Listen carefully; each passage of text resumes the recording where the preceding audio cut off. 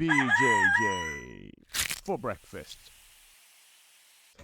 What's up, everybody? Coach Nate here with tip number 5 and my 10 tips to improve your jiu-jitsu. Okay, so tip number 5 is to work on your fitness and your conditioning outside of the jiu-jitsu room. Okay, now I'm not saying you need to be a CrossFit world champion or a triathlete or anything to have sufficient physical fitness to do jiu-jitsu. Okay, honestly, if you do a lot of that stuff outside the jiu-jitsu room, it's probably going to take away from your training.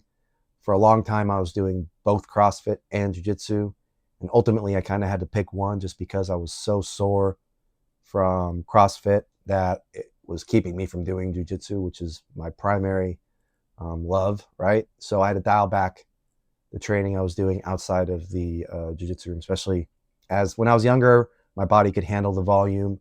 43 now, and my body just couldn't handle the same volume and intensity of work that I was putting it under. So I had to kind of dial things back. But that being said, you don't need to be a superstar athlete, physical specimen to have sufficient physical fitness to be good at jiu-jitsu. Okay. You just need to have a base level. You have a base level of moderately good fitness. Okay. And then if you have good technique and you do some of the other stuff we're going to talk about in later videos, you will be fine when it comes to rolling, having the sufficient cardio and endurance and stuff to get through a class and not gas out. Okay, so what does that look like? Okay, now in a prior video, I had said minimum consistent training. You want to shoot for about 3 days a week. That's what the average hobbyist jiu-jitsu person can fit into their schedule. Okay, and that will give you basically a jiu-jitsu day and then a rest day and then a jiu-jitsu day and then a rest day. Okay, so on your rest days or your non-jiu-jitsu days, it's a good time to get in a little extra work. Okay, we're not killing ourselves here. Like I said, you're not doing a super hard WOD workout where you can barely move, because then the next day when you go to jiu-jitsu class, your body's still going to be recovering from that, and you won't have the energy to put a full 100% effort into your jiu-jitsu training. Okay, so if jiu-jitsu is our priority, then we need to tailor our training towards jiu-jitsu. Okay, so when you're off days, you should try to get in some cardio and some weights, but we're not killing ourselves here. Okay, so for cardio, you don't need to get a crazy amount of hill sprints and all this stuff in. You just need to have a baseline of cardio fitness. That could be 20, 30 minutes of good steady state cardio.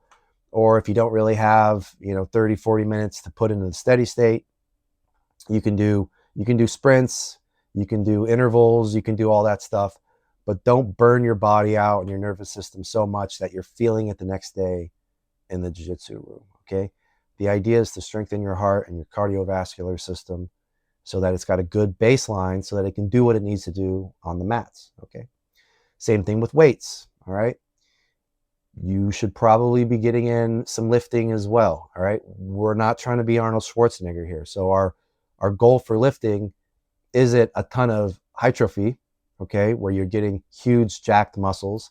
You want to be strong for your size, right? Because jiu-jitsu has weight classes, okay? You want to be strong for your size, and you want to have healthy joints. So those should be the goals of your lifting regimen, okay? To do that, we're not doing crazy heavy 1-rep maxes all the time, okay? A lot of body weight exercises are great for this, okay, because it's really hard.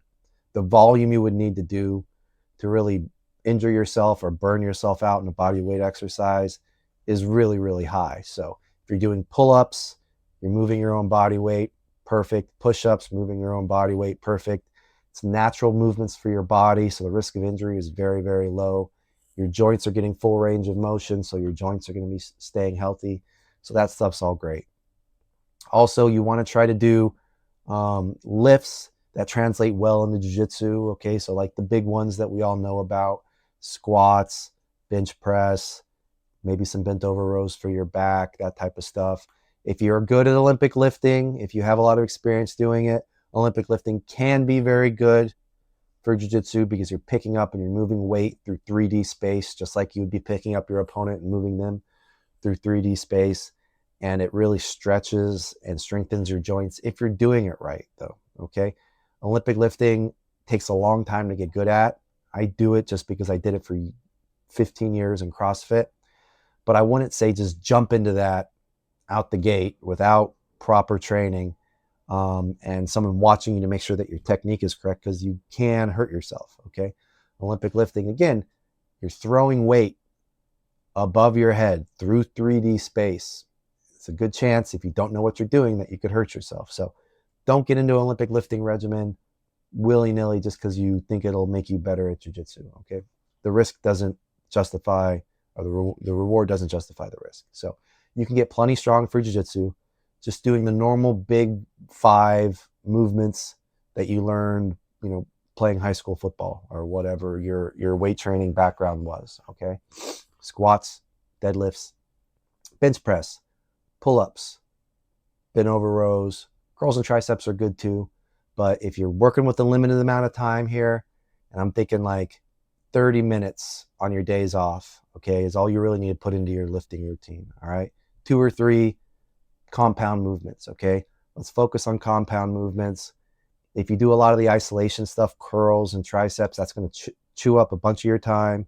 You're not going to get as much of a reward out of it as if you did pull-ups, because now you're working your back and your biceps, or bench press, you're working your triceps and your chest. Okay.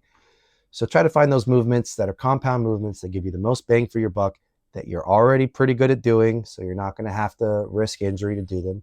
And on your days off, by days off, I mean days you're not training jiu-jitsu, right? Maybe 2 days a week, get your lifting in, 2 days a week, get your extra cardio in, your baseline cardio, do your jiu-jitsu 2 to 3 days a week. Okay. Now you're training 4 to 5 days a week, something. You're moving and doing something 4 to 5 days a week. You're going to be a very fit person, right? You're going to be a very fit person, and you're going to be doing good on the mats as long as you do what we're going to talk about in the next video, which is remember to breathe. Okay, so we'll talk about that in the next video. But so that's video 5, guys. We've got 5 more tips coming your way. Thank you for sticking with us so far. Be safe out there. What's up, guys? If you like that, please smash the like button, tap the subscribe button to support the channel, then let me know in the comments what you want to see next. Okay.